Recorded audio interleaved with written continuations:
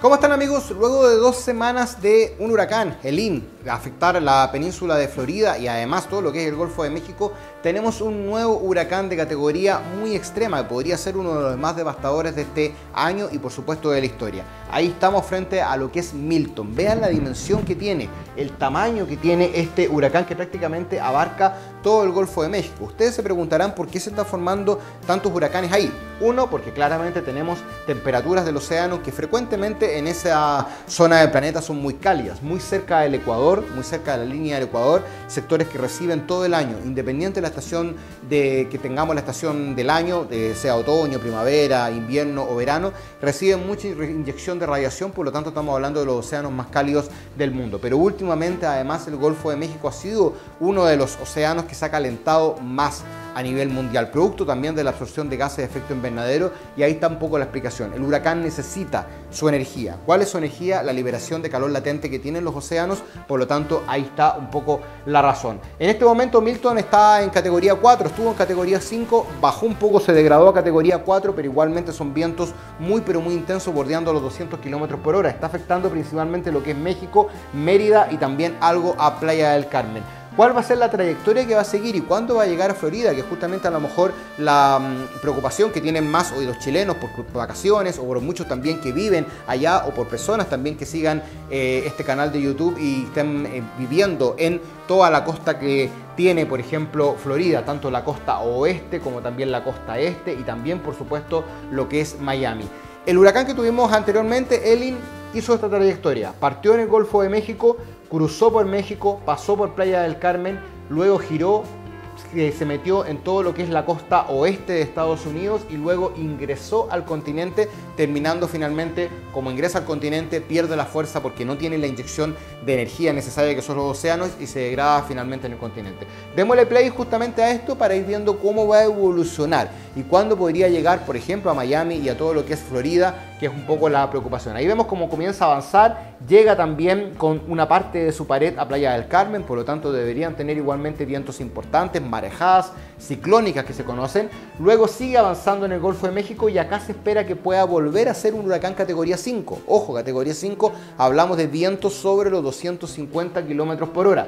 Y el jueves en la madrugada, entre miércoles en la noche y jueves en la madrugada, va a tocar la costa oeste de la península de Florida, pero si se fijan la cruza completamente, es decir, a todos estos sectores, Palm Bay, Cabo Coral, Tampa, Miami también, debería afectarlo con vientos que podrían estar entre los 200 y los 250 km por hora, pero ojo que podrían ser incluso mayores. Finalmente luego termina en el océano, se va al océano Atlántico y ahí se va a degradar, podría durar más o menos, ya lleva un par de días, 3-4 días, podría durar quizás unos 5 días más, estamos hablando de un huracán que podría estar presente unos 10 días más o menos, pero lo principal, dejándolo ahora justamente acá en Mérida, en Playa del Carmen, luego siguiendo su trayectoria por el Golfo de México y llegando a la parte que está más atenta y que está con un nivel de urgencia importante, con niveles de alerta importante, todas las personas preparándose en todo lo que es la península de Florida. A ver, en cuanto a la coloración que muestra este modelo, este visualizador de modelo que es Windy, toda esta estructura que vemos acá es lo que es un huracán. Si se fijan prácticamente el tamaño del Golfo de México, son muchos, pero muchos kilómetros. Siempre el ojo del huracán, que es la parte que vemos acá que está circulando de una manera ciclónica, es un centro de baja presión, es el llamado ojo del huracán, que es la parte menos activa. Es decir, si yo puedo estar parado en el ojo del huracán, no se me va a mover ni un pelo, tranquilidad absoluta, y si miro hacia arriba voy a ver el cielo completamente despejado.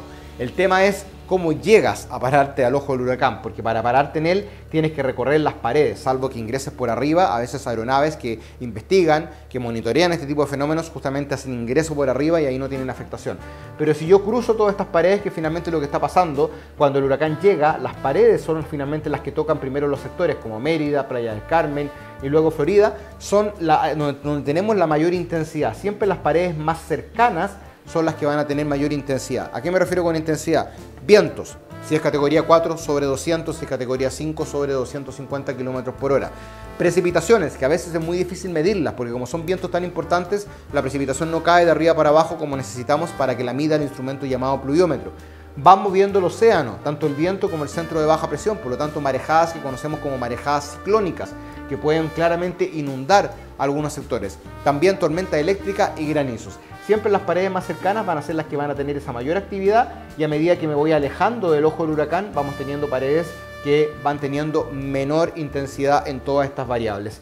Acá hablamos, por ejemplo, de vientos sobre los 200 km por hora, los colores más morados.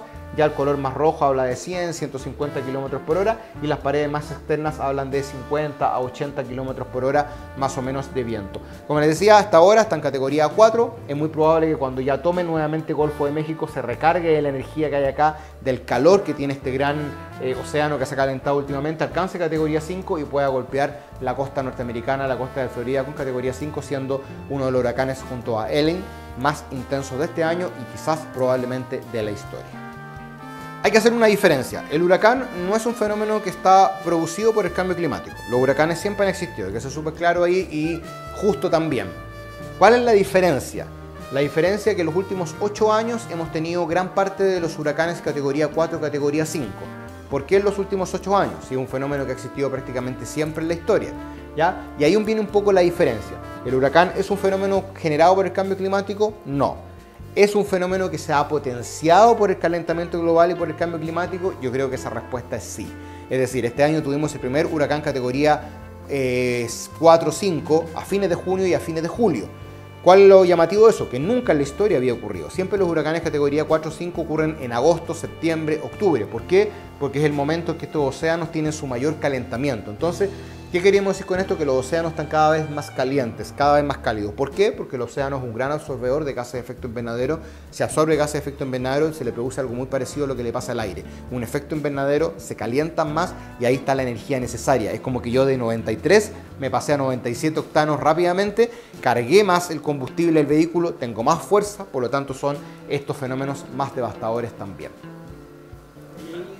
Todo esto y más vamos a discutir y vamos a conversar el día de mañana, miércoles, y por supuesto en todas las repeticiones que ustedes puedan ver en el canal de YouTube, en las redes sociales y en T3 en vivo, en El Tiempo en Tus Manos. De hecho, en este capítulo de esta semana vamos a estar conversando con un meteorólogo, una meteoróloga de Estados Unidos, justamente para ver cómo se están preparando ellos para este escenario de Milton, que justamente debería llegar entre miércoles de la noche y jueves, así que vamos a estar justo en el momento más álgido de preparación, cómo se preparan los norteamericanos, qué hacen, cómo es la vida en ese momento, se guardan, pueden salir, pueden comprar, cómo se preparan para tener víveres a lo mejor en un fenómeno que podría ser uno de los más devastadores de la historia. Así que eso y otras entrevistas más y temas relacionados al cambio climático y el cuidado del medio ambiente en el capítulo de esta semana del Tiempo en Tus Manos.